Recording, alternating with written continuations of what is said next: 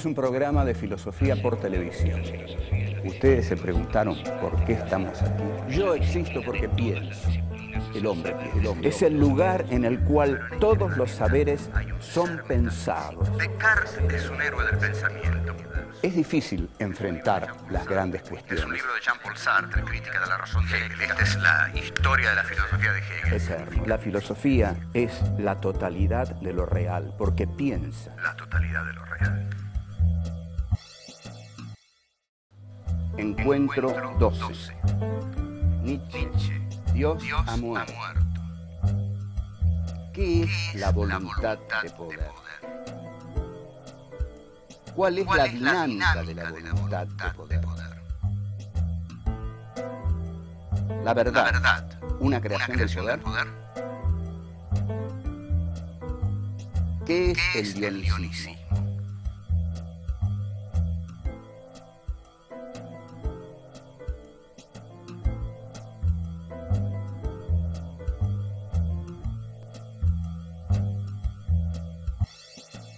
Continuamos con Nietzsche. Habíamos dicho que el principio fundamental de la filosofía de Nietzsche es el concepto de vida.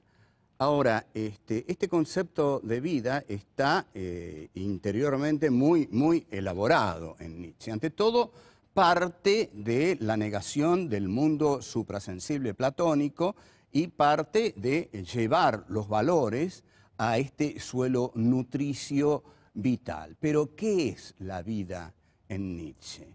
La vida en Nietzsche, esto es así, fundamental, decisivo, tiene dos valores: los valores de conservación y de aumento.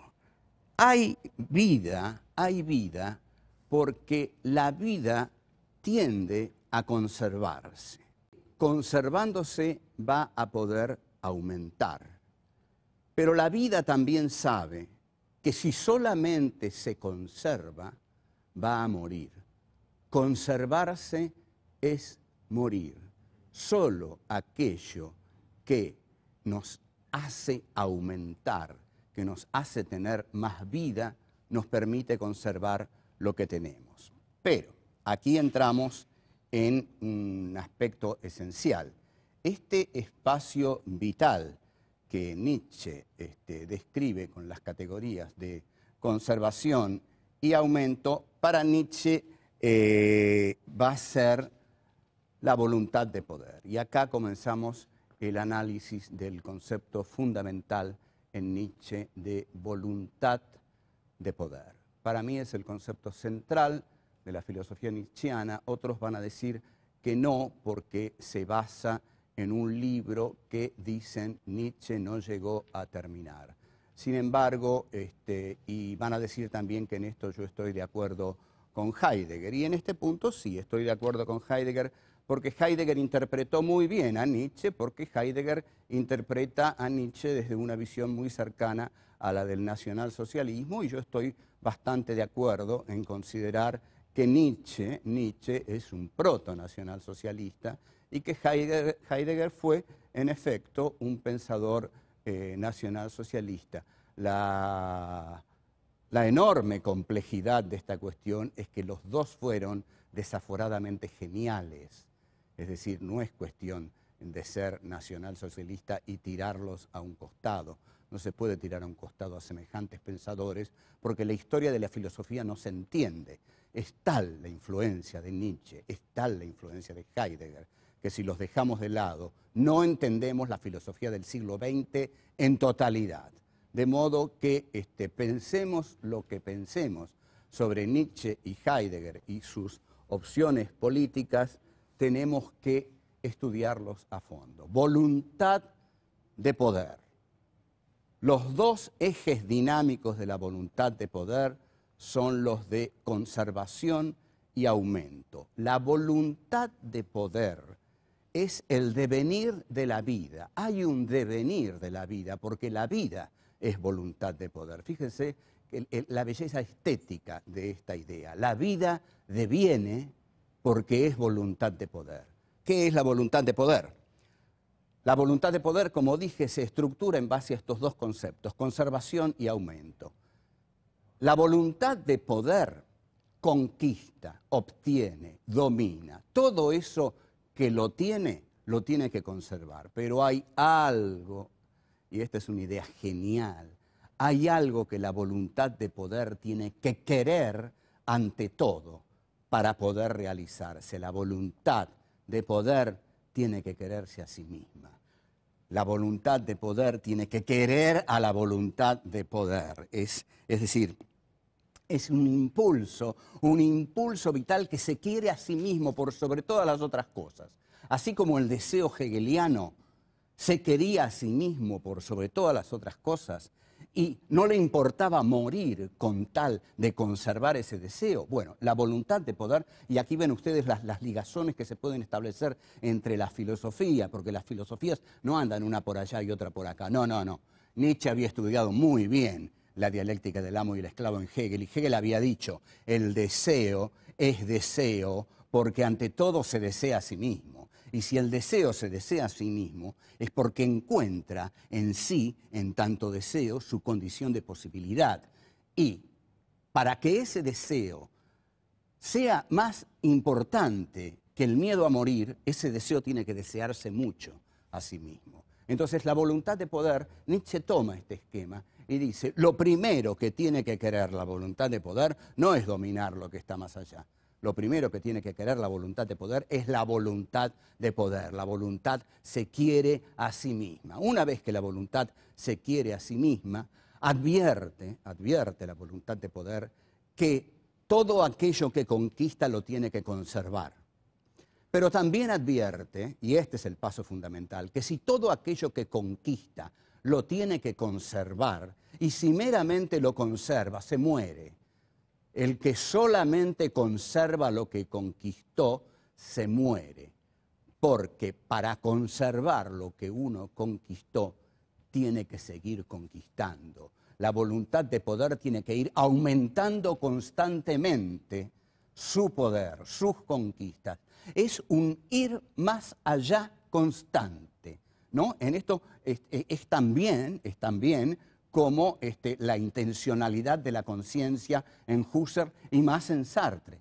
Cuando Sartre dice que la conciencia fenomenológica es una conciencia que está arrojada al mundo, que siempre va más allá de sí misma, lo está tomando de la voluntad de poder en Nietzsche. La voluntad de poder en Nietzsche es intencional, es decir, intencional quiere decir que se arroja, intenciona sobre el mundo. Pero esta voluntad de poder conquista.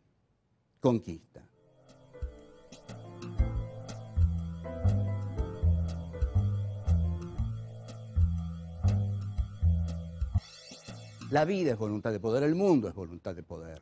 Bush ahora en Irak es voluntad de poder. ¿Qué está haciendo Bush?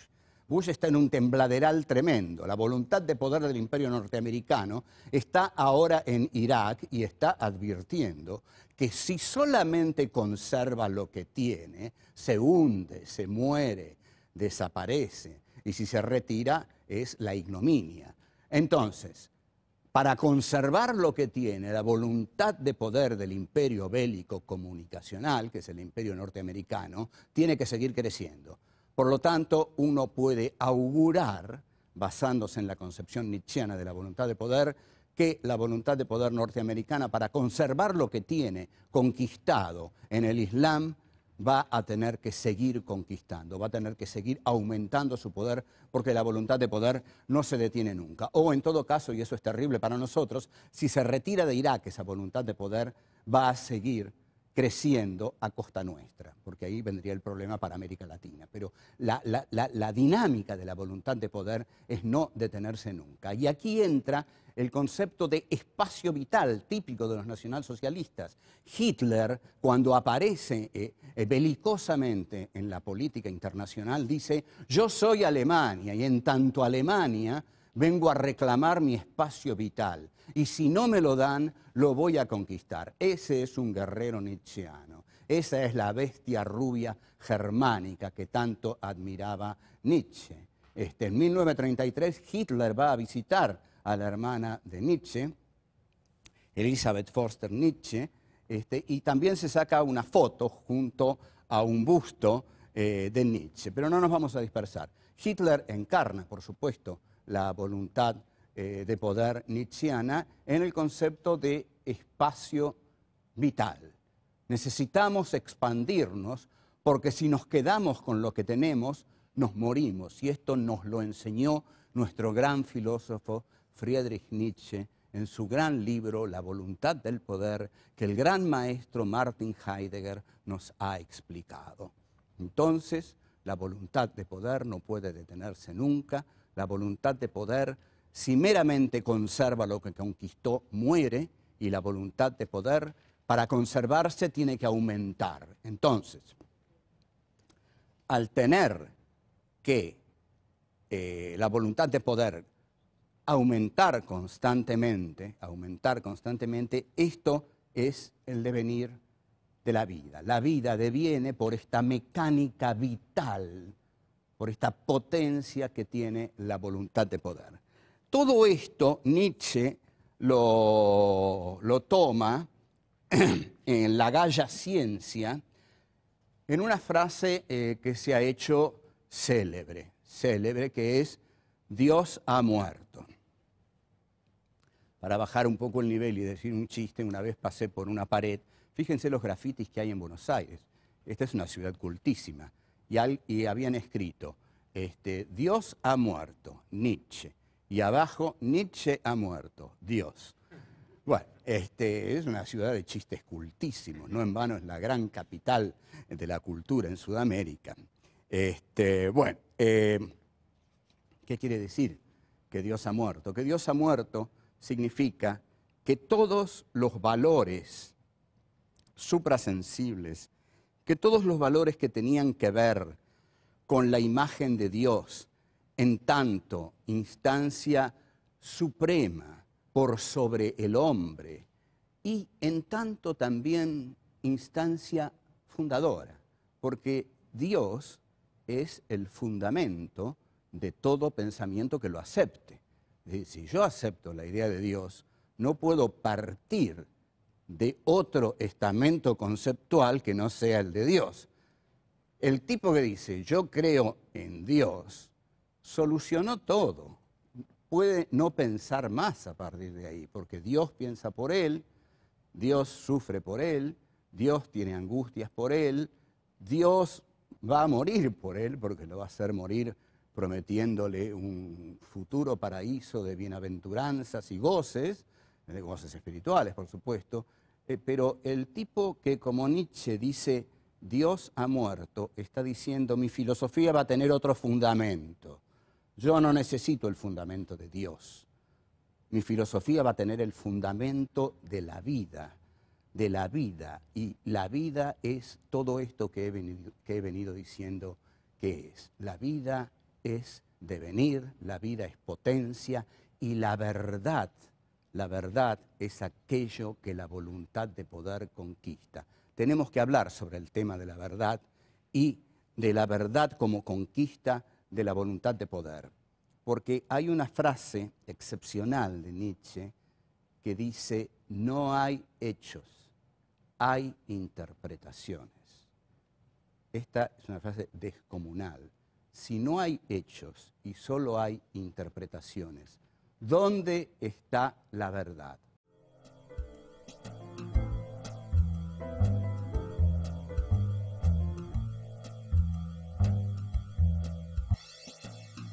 La verdad, va a decir Nietzsche, y en esto Michel Foucault lo va a seguir muy bien, porque Foucault es un gran discípulo de Nietzsche, la verdad es una conquista de la voluntad de poder. Hay cientos de verdades. Usted agarre los 5 o 6 diarios que salen a la mañana o menos en Buenos Aires, escuche las radios si tiene ganas de amargarse el día, pero bueno, haga esa experiencia y va a ver que hay unas 20 interpretaciones de cada hecho. Una interpretación no es la verdad. Hay un hecho, pero después hay 20 interpretaciones. ¿Cuál es la verdad? La verdad es la que la voluntad de poder logra imponer. O sea que hay una relación entre verdad y poder. La verdad es una creación del poder.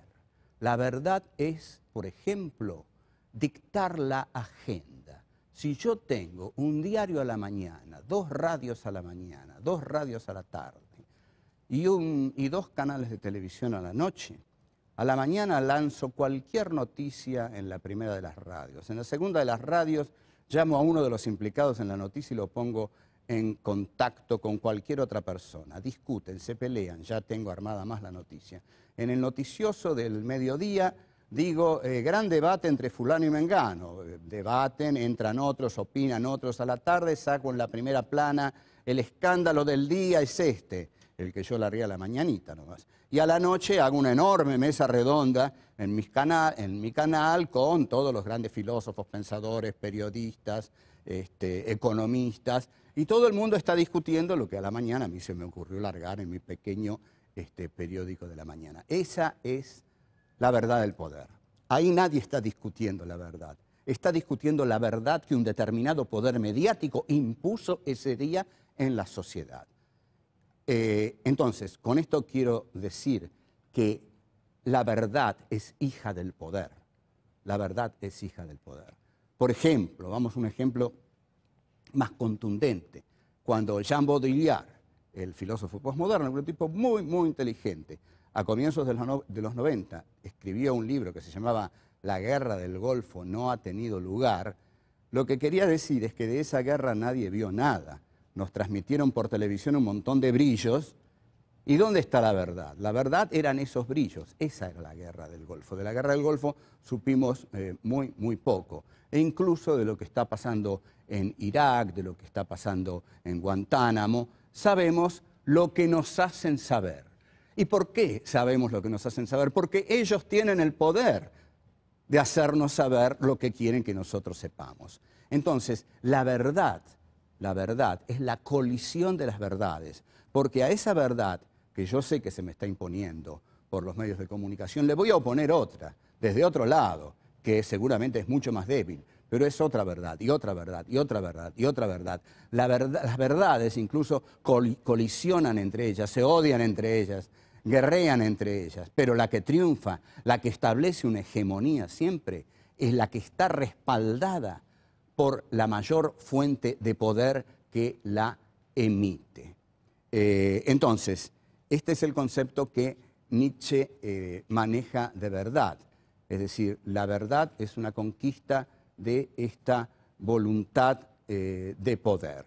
El pensamiento de Nietzsche, como vemos, es un pensamiento belicoso que concibe a la verdad como lucha, que concibe a la verdad como justamente como una expresión poderosa de esa voluntad que necesita aumentar constantemente para conservarse. Y para aumentar tiene que conquistar. Y para conquistar tiene que establecer sus verdades como la verdad. Cuando yo establezco mi verdad como la verdad, mi voluntad de poder ha triunfado. Nietzsche va a llamar nihilismo, por fin, a ese poder que tuvo el pensamiento platónico de las ideas perfectas o el pensamiento religioso también sobre la vida. Es decir, ¿qué le reprocha Nietzsche al pensamiento suprasensible? Le reprocha que ese pensamiento suprasensible de idealidades perfectas en sí mismas ha nihilizado la vida, Entonces él nihiliza a Dios, es decir, nihilizar a Dios es negar a Dios, reducirlo a cenizas. Y este pensamiento reduce a Dios a cenizas porque lo que pone prepotentemente como su meta es la verdad de la vida, la verdad del devenir, la verdad de los dos conceptos de conservación y aumento, la verdad de la voluntad de poder y la verdad de la conquista de la verdad como conquista de la voluntad de poder. Cuanto más poderosos seamos, más dueños de la verdad vamos a ser, porque más poder vamos a tener para imponerla.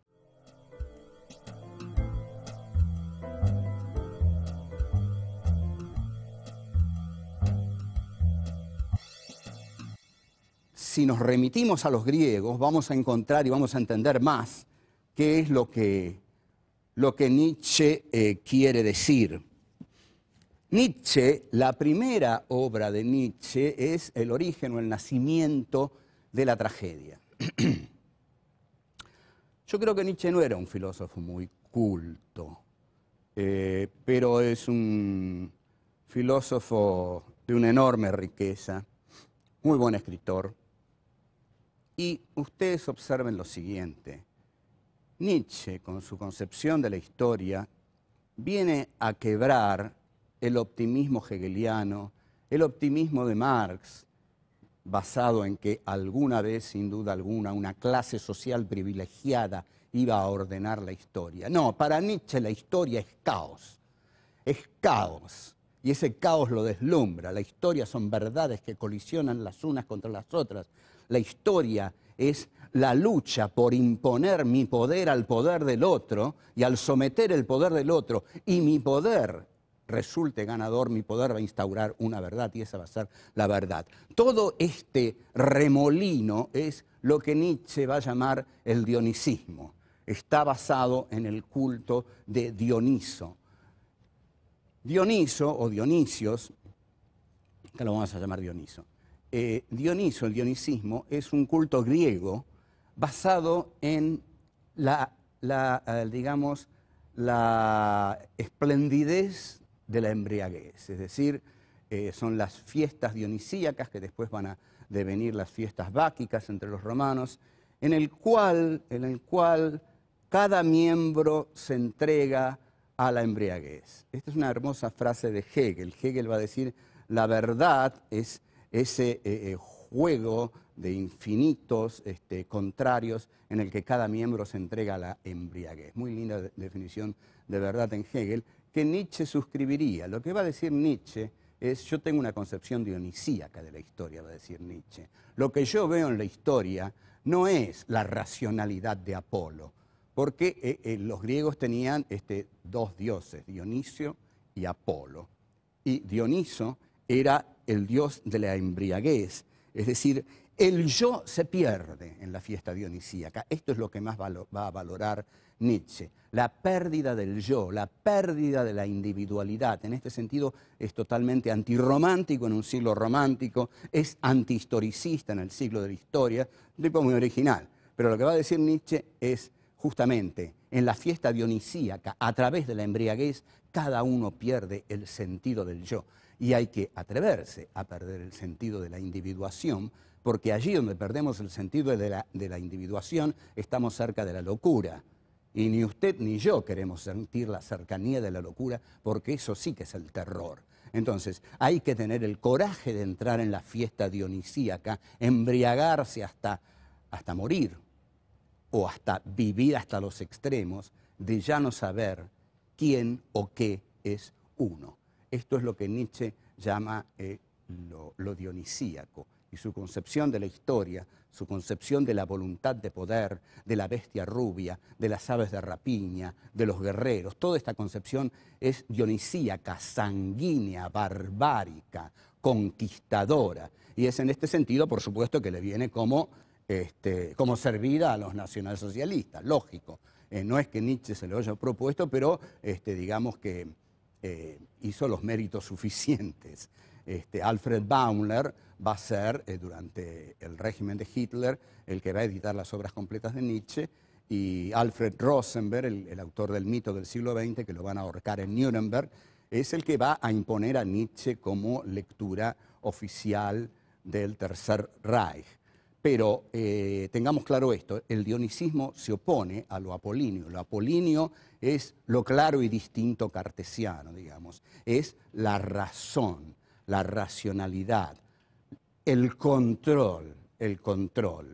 Un ser apolíneo no pierde su individualidad ni se embriaga en una bacanal a través de la cual va a perder su centro. Porque lo fundamental del dionisismo es que pierde el centro del yo. Y en este sentido Nietzsche es totalmente anticartesiano, porque reniega de la centralidad del ego. El ego se pierde en la fiesta dionisíaca. Entonces, este es un pensador que exalta los instintos. Para Nietzsche no hay nada más hermoso que entregarse a los instintos. Los instintos son la verdad y la razón de Occidente ha venido a cercenar al hombre. Este es el mensaje más poderoso que Nietzsche deja para quienes habrán de sucederlo y encontrar en él una riqueza profunda en este pensamiento. En este preciso pensamiento dionisíaco de Nietzsche, hay un poema de William Blake, un poeta que dice: todo deseo contenido engendra peste. Y Nietzsche va a decir: todos los instintos que el hombre contiene en sí a través de la cultura apolíneo-burguesa, a través de la piedad y la compasión y el ascetismo cristianos, que censuran, que laceran a los instintos más auténticos, salvajes, brutales, descontrolados del hombre, todo eso es peste. Lo que el hombre necesita es entregarse desaforadamente, desbocadamente a sus propios instintos y ahí perderse como hombre racional y recuperarse, sí, como ave de rapiña, como bestia, es decir, como guerrero bárbaro que se goza a sí mismo y goza a los demás en medio de una orgía interminable. Ese es el hombre de los instintos que Nietzsche nos plantea. Como vemos, algo muy distinto del hombre racional, cartesiano, del sujeto constituyente kantiano y del sujeto absoluto hegeliano. Cuando Hegel dice lo real es racional, lo racional es real, Nietzsche le diría nada de eso, nada de eso. Los instintos, dionisismo y locura.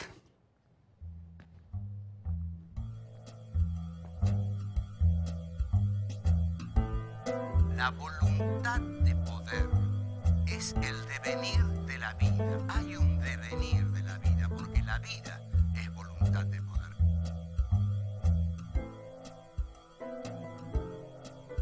Conservarse es morir. Solo aquello que nos hace aumentar, que nos hace tener más vida, nos permite conservar lo que tenemos. La voluntad de poder tiene que ir aumentando constantemente su poder, su conquista.